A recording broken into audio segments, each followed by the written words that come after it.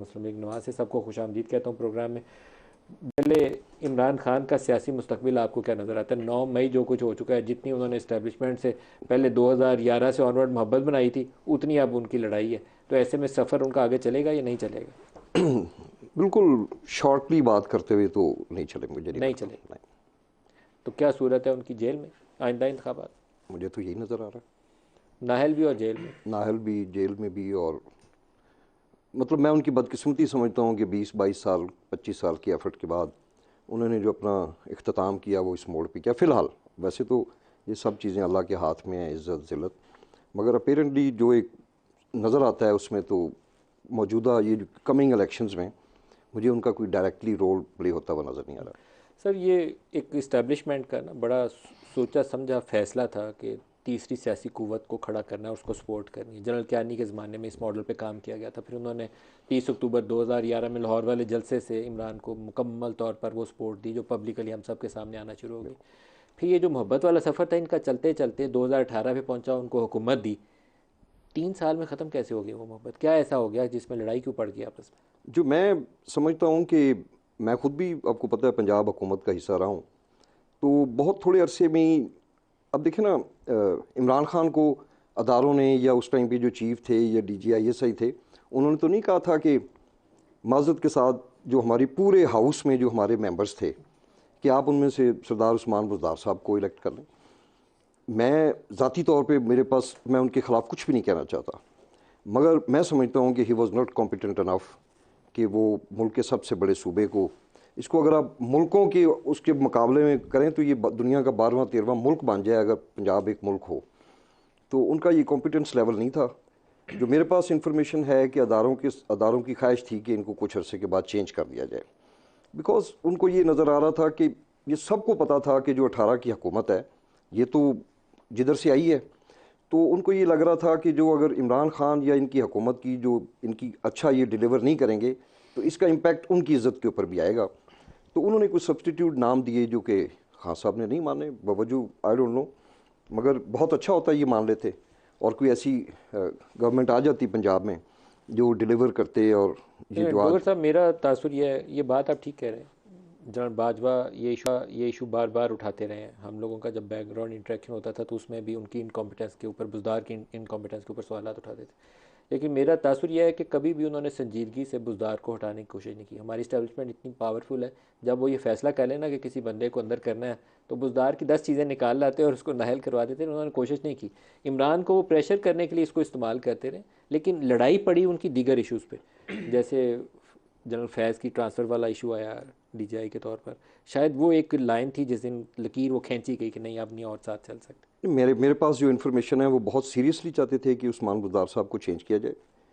और फिर बदकिस्मती से जो इमरान खान का मसला बना, जो मौजूदा आर्मी चीफ़ हैं, तो इनके साथ भी तो तनाज़ा उस्मान बुज़दार साहब ही थे ना। ये उस टाइम पे ये DGISI थे, इन्होंने एक अपना फ़र्ज़ समझते हुए आके बताया कि जो जो कुछ पंजाब में हो रहा था इशू हमारे उस यहाँ। वक्त पंजाब था या इशू वो था जो कोई बहरिया वालों से दोनों लेन इश्यूज़ देन थे, वाले इशू सामने आ गए थे और दो इन्होंने इश्यूज़ प्राइम थे। मिनिस्टर को जी बोला उस वक्त? बिल्कुल, ये कोई उसमें डायमंड सेट्स की बात होती है और फिर उसमें एक चेन एक जो नज़र आ रही थी कि उस टाइम पे ताहिर खुर्शीद साहब थे जो उस टाइम के वज़ीर आला थे, उस टाइम पे फ़राह गोगी साहबा थीं, और फिर आप इसको जितना भी आगे ले जाएं।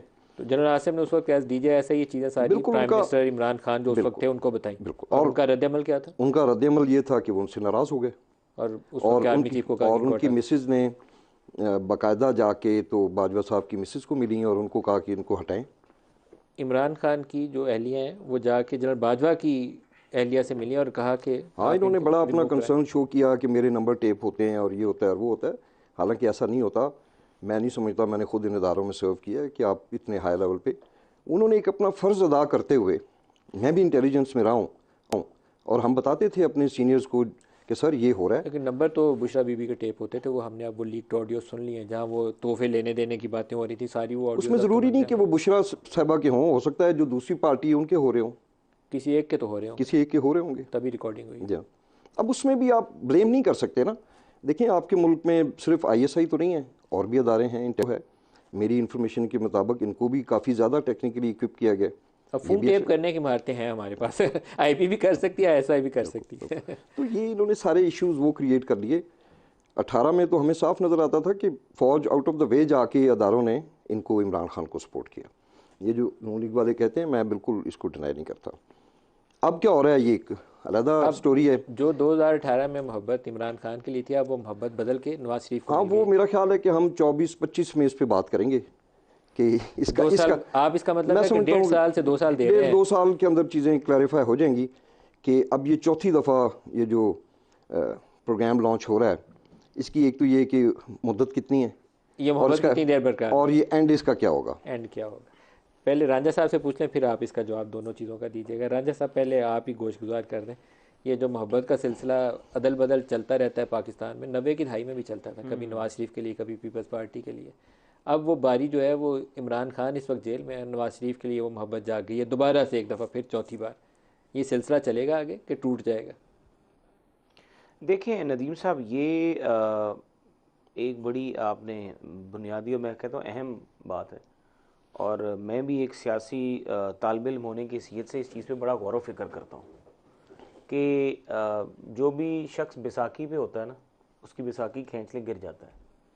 हमारी पार्टी का अगर आप वो कहते हैं ना डिपेंडेंस या मामलात के ऊपर dependence, public support Nawaz Sharif साहब की जो है वो उस तरह से नहीं बनाएगी जिस तरह की इमरान खान को 2008 से लॉन्च करके 2018 तक हुकूमत में लाने तक जो सपोर्ट जिस तरीके से पब्लिक के लेवल के ऊपर जोड़ तोड़ किया। देखें ना, अभी तक हमारी पार्टी के बंदे टूटे नहीं, हमारी पार्टी के बंदे खड़े रहे। पिछले दौर में 2013 से 18 नवाज के बीच शरीफ में को मजीद इस्टेब्लिशमेंट से सपोर्ट मिले, अभी उसमें कमी नजर आ रही है। नहीं, हम ये नहीं कह रहे कि कोई हमें सपोर्ट चाहिए, और मेरे ख्याल इस्टेब्लिशमेंट करेगी भी नहीं। वो तो एक उनका काम है अपना, वो अपना काम करेंगे, नहीं ऐसी कोई बात नहीं। अगर वो अपना काम करें तो आपको सपोर्ट ना कर रहे हो, तो मेरा आपको मुकम्मल सपोर्ट कर रहे हैं। देखिए आप कह रहे हैं कि वो सपोर्ट कर रहे हैं, मेरे ख्याल से वो अपना जो आईनी रोल है वो प्ले कर रहे हैं और अपना काम कर रहे हैं। और अगर कोई सपोर्ट है, उनका सपोर्ट नहीं हमें कर रहे। वो 9 मई इमरान ने किया है, वो 9 मई के जो असरात हैं उसके रद्द-ए-अमल में उसके आपको रद्द-ए-अमल मोहब्बत में जब बाकी सारी पॉलिटिकल पार्टीज जो हैं, क्योंकि एक पार्टी जो है उसने लेकिन अगर नवाज शरीफ की जो मोहब्बत जनरल जिलानी से जागी थी उस वक्त 9 मई नहीं था। जब वो चीफ मिनिस्टर पंजाब बने उस वक्त 9 मई देखें नहीं था। जब आईजीआई बनवाई गई उस वक्त भी 9 मई नहीं था, उस वक्त बेनज़ीर थी।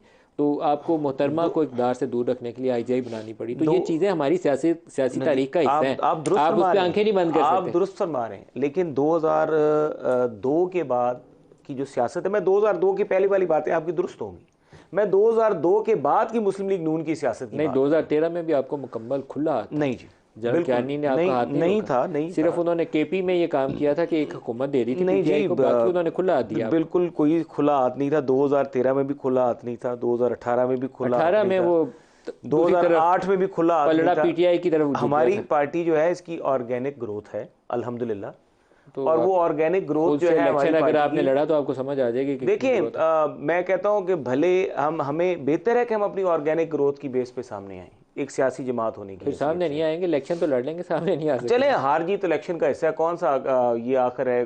कोई बंदा भी, कोई भी सियासी जमात हमेशा इलेक्शन जीती भी नहीं रही, 2-2 टर्म में, 3-3 टर्म में, एक जीतती एक हार जाती है। हार जीत सियासत का हिस्सा है। लेकिन हमारी जमात का मुवाजना तहरीक इंसाफ के साथ उस तरह से करना, जो इमरान खान को सपोर्ट हासिल थी, वो सपोर्ट यकीन माने आज तक भी नहीं है। नहीं, अभी आपको हासिल है। देखिए अभी अगर आप आपको नईम साहब से पूछें। नईम साहब, साइफर वाला मामला काफ़ी संजीदा मामला है, मुझे लगता है आपके लिए मसाइल का सबब बनेगा। ख़ास तौर पर ये जो 3 बयानात आए हैं हमारे सामने, आज़म खान का, सुहेल महमूद का और असद मजीद का, ये आपके लिए मुश्किलात का सबब बनेंगे। नदीम साहब देखिए, मैं नहीं समझता कि किसी तरह से भी तमाम बयानात की कोई वैल्यू है। जितने भी 100 बयान लेके आ जाएँ, 200 बयान लेके आ जाएँ, उसकी रीज़न क्या है? प्राइम मिनिस्टर जो ओथ लेता है उसके अंदर वाज़ह तौर पर है, इसको इस्तिस्ना भी हासिल है 248 आर्टिकल के तहत, कि जो वो काम करेगा और पब्लिक इंटरेस्ट के लिए ओथ के तहत वो बता सकता है कि बाहर से ये धमकी मिली, बाहर से ये इंटरवेंशन हुई, बाहर से ये जो है हमारी हुकूमत गिराने के लिए साजिश की गई है, तो उसका हक़ है। नंबर 1। नंबर 2, जो साइफ़र के अंदर जो ऑफिशियल जो मुकदमा ये चलाया जा रहा है, ये अमेंडमेंट के यानी कि अमेंडमेंट्स की गई हैं, उसके बाद रिटेंशन यानी कि साइफ़र पास रखना जुर्म है।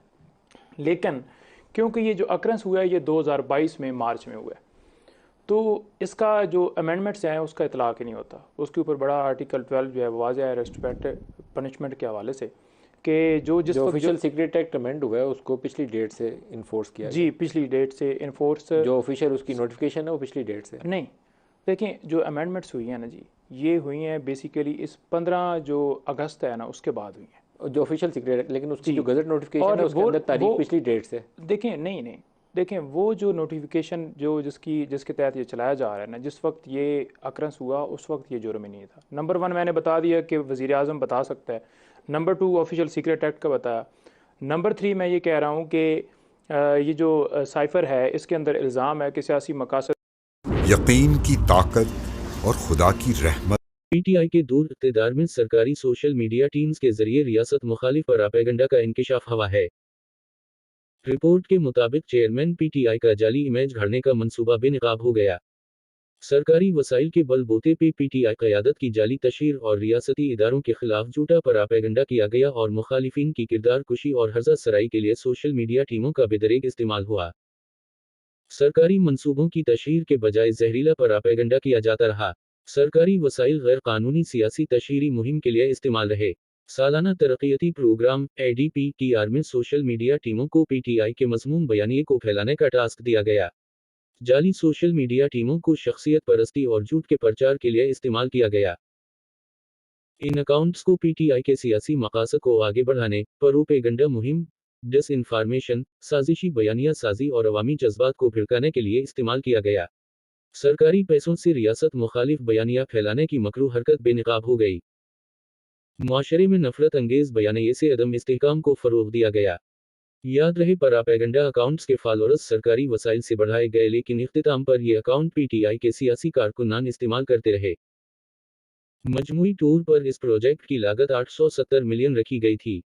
मजीद तहकीक में पीटीआई के मुबैना टूर पर बदनीयती पर मबनी एजेंडे का इंकिशाफ हुआ, जिसमें सोशल मीडिया टीम्स को पीटीआई ने गैर कानूनी टूर पर सियासी मकासद के लिए इस्तेमाल किया।